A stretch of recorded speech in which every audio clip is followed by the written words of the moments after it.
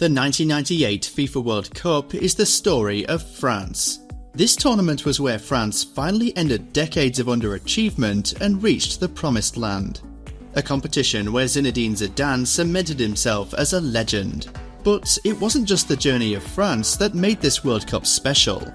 It also featured classic games like Argentina vs England. It also included one of the most mysterious and controversial build-ups to a World Cup final ever. But how did France finally become world champions? How did Zidane cement his legacy? What was so strange in the build-up to the final? This is the story of the 1998 World Cup. France was selected as host in 1992. This made them the third team to be World Cup host twice. France automatically qualified as hosts. This was their first World Cup since 1986. They had surprisingly failed to qualify in 1990 and 1994. Failing to qualify in 1994 had a profound effect on France. Gérard Houllier left his position as manager, resulting in his assistant Aimé Jacquet being provisionally promoted. His role was made permanent after a good run of friendly results, including beating Italy. Jacquet built the team around Eric Cantona and made him captain.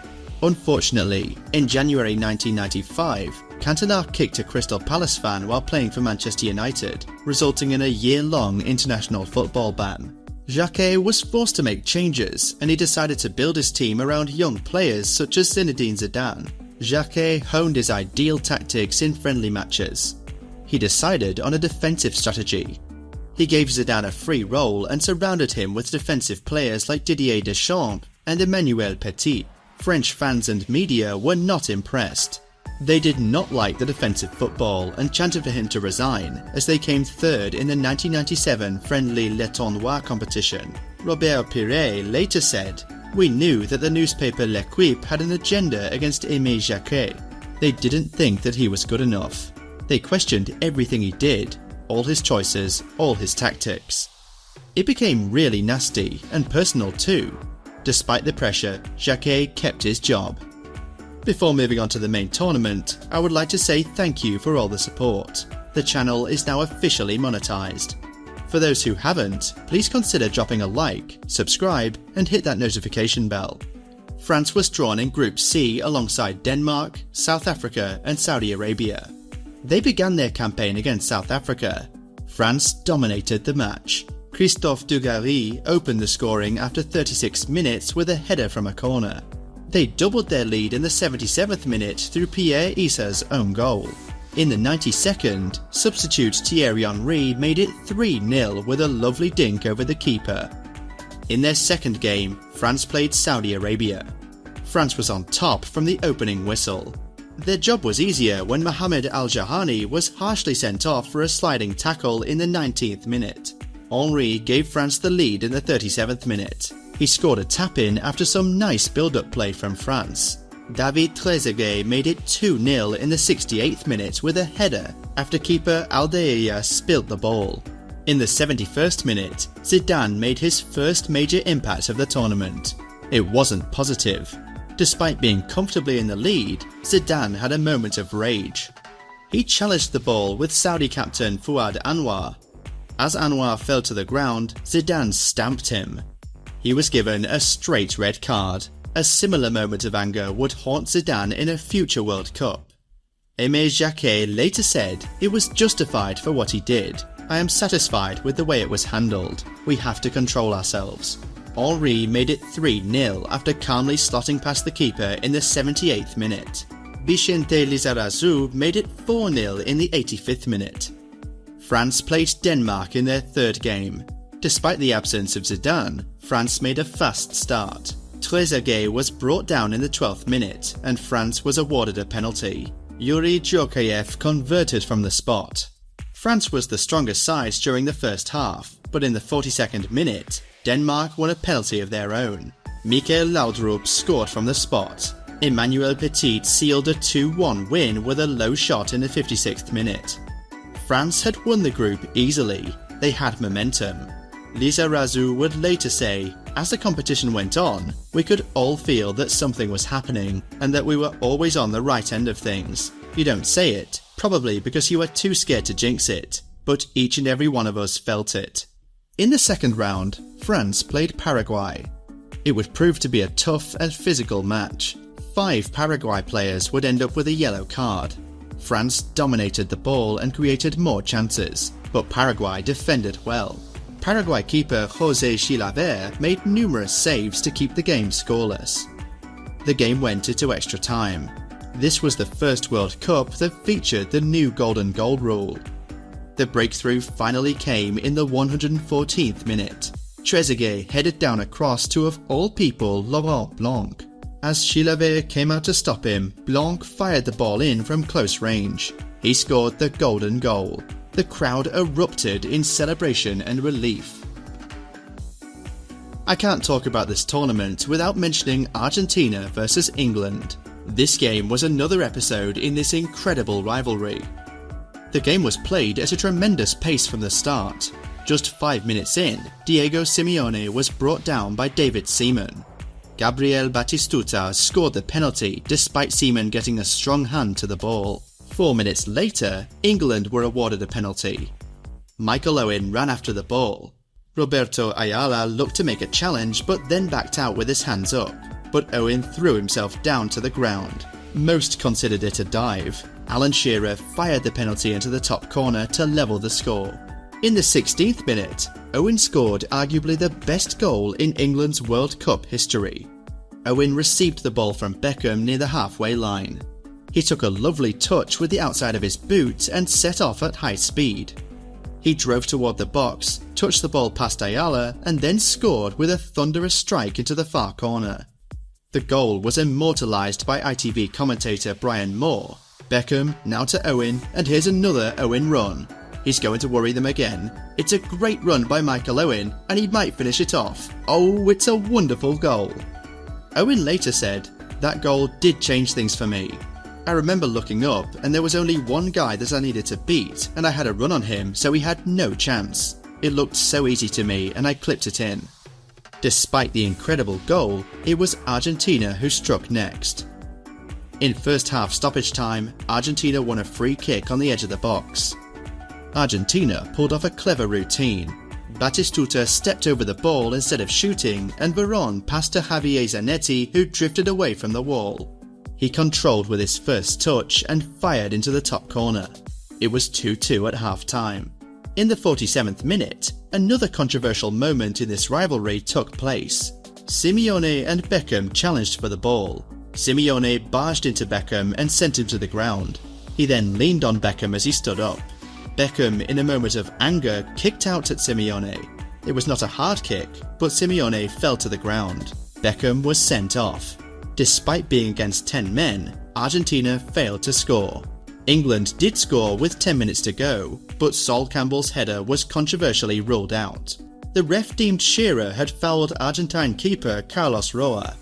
The game went to penalties. Argentina won 4-3 due to Paul Ince and David Batty missing for England.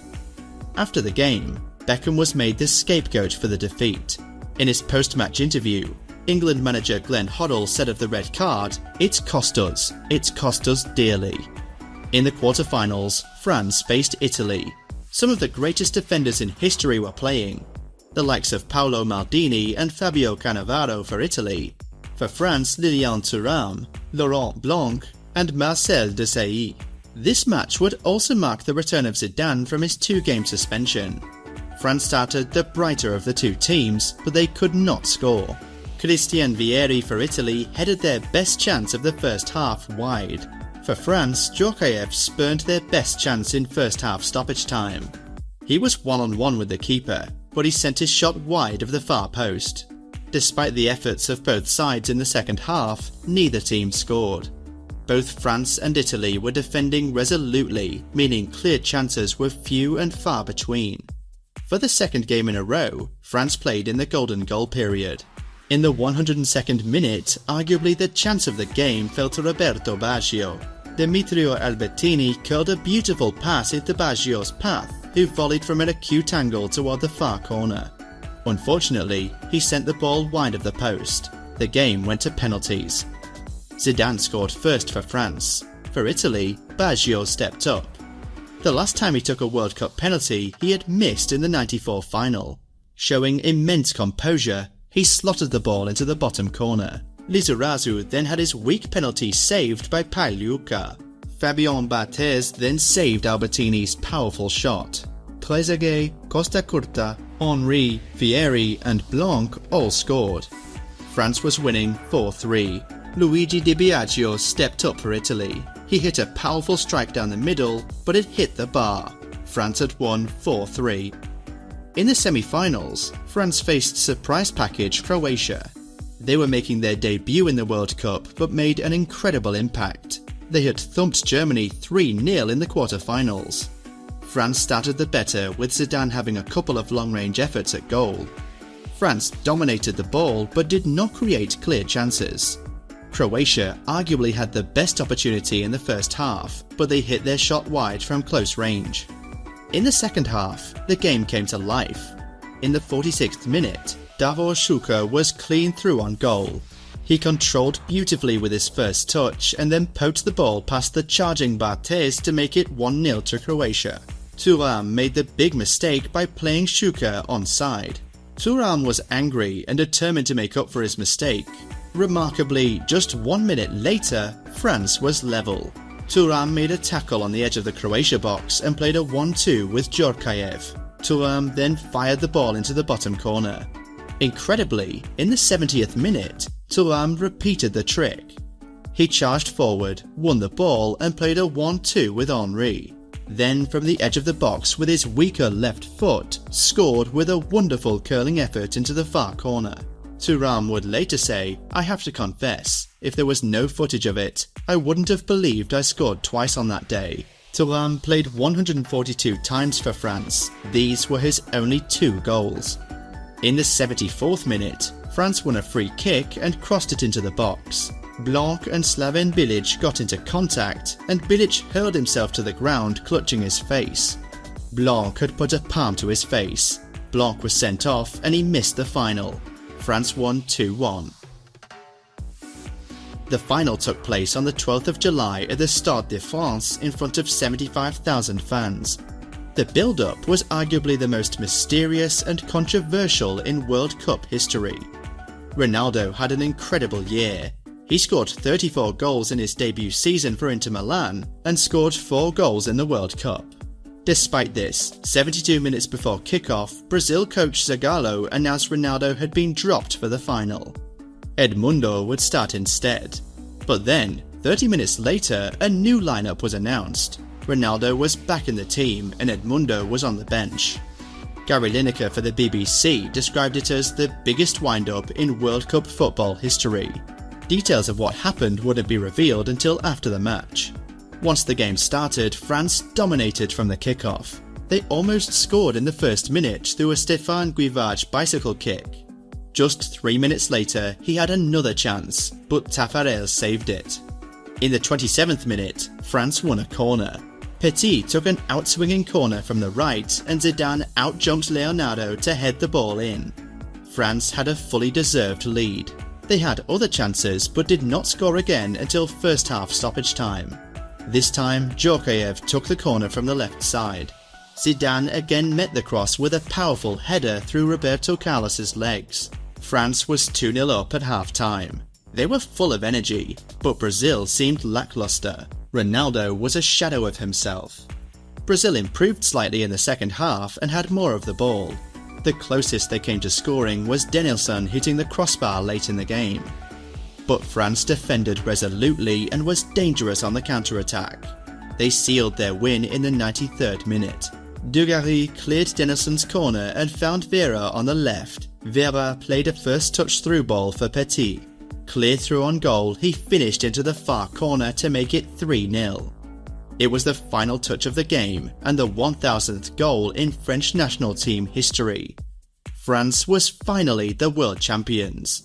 Zidane had finally stepped up. Pierre would later say, "Big games belong to big players. There is no bigger game than a World Cup final, so it was his stage. That's where he wanted to shine and he did just that." It was a different story for Ronaldo. He has been largely absent from the final. It was later revealed he had been violently sick. I had a convulsion after lunch in the afternoon. I was unconscious for 3 or 4 minutes. Ronaldo told the BBC some years after the incident.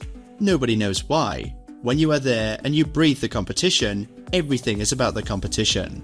You cannot disconnect from the competition. It's a lot of pressure. Ronaldo spent 3 hours in hospital and doctors ruled him out of the final.